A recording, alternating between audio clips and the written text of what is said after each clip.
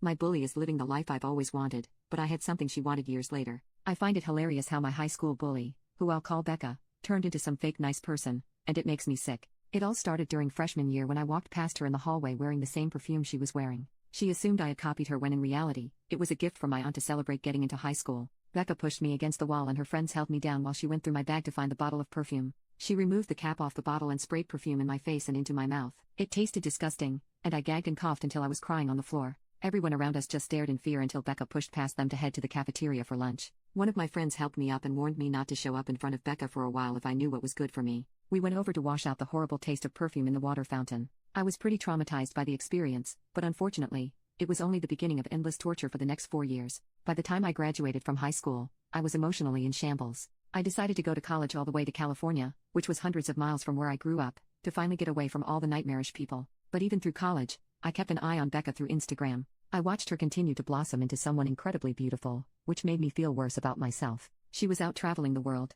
partying, fine dining, basically everything that a girl could dream about. And I was here being an absolute overthinking, nervous wreck. But, as if to balance out all the bad luck, I ended up meeting my husband at the university's library. He was the first person I let into my life intimately since high school, and spending time with him really helped me heal. I began making friends and trying out things I never thought I'd ever like. I eventually blocked Becca's Instagram and focused on my nursing career and relationship. However, after several years of peace, it came to an end when Becca moved all the way to California and started working as a nurse at my husband's workplace. She acted all nice and excited to be a part of the team, but after a week, a few of the nurses noticed a bit of drama unfolding between other fellow nurses. She was spreading rumors and dividing friendships, just as she did in high school. And eventually, she was able to establish her own group of superior friends at the hospital. Becca and her new group of mean nurses acted quite horrible to a lot of patients.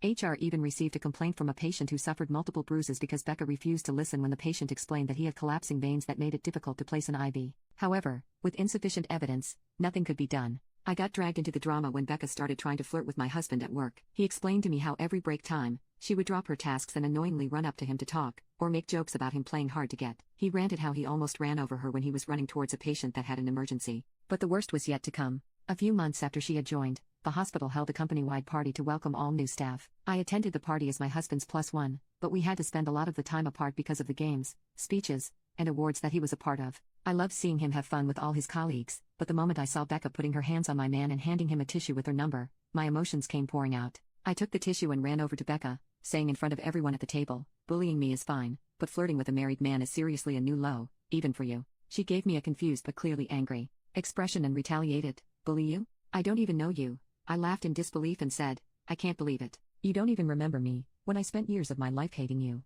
and now you're here trying to make a mess of things again. It's pathetic." Her mouth hung open, and I took the opportunity to swiftly grab a drink and splash it into her open mouth, just like she sprayed the perfume in my mouth years ago. Before we could jump at each other, my husband and the other nurses pulled us away from each other. My husband and I left the party early, and the following day, he complained to the HR department about the situation. Rather than losing my husband, who was a valuable surgeon in the hospital, they decided to transfer Becca to a sister hospital to prevent any more issues. Unable to fight the decision, she instead voiced her complaints on social media, saying ridiculous things like, "It doesn't take much to be kind to someone." Now, she continues to wreak havoc elsewhere.